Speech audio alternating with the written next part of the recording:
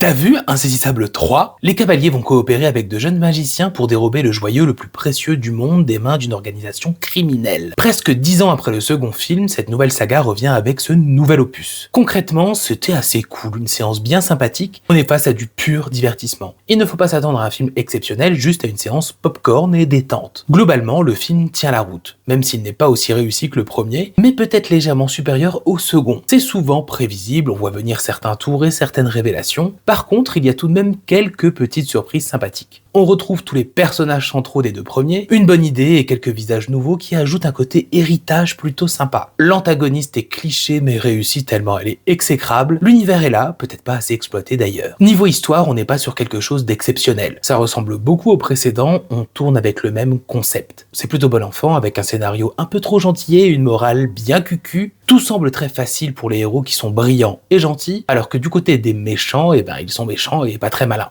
Avec son lot d'incohérences et de facilité scénaristique, tout est exagéré, on en fait trop. Enfin, ça reste un peu le principe du film, nous impressionner. Mais on est clairement devant un film familial, fun et amusant. C'est un spectacle à regarder lors d'une soirée en famille ou avec des enfants, ça marche complètement. Niveau réalisation, c'est vraiment bon, de bonnes idées de mise en scène, un côté grand spectacle qui fonctionne bien avec le monde de la magie, les effets spéciaux sont de qualité, la BO est en parfait accord avec le film et renforce ce côté spectacle. Et le casting est plutôt bon, parfois un peu stéréotypé dans leur jeu, mais ça fonctionne pour ce genre de film.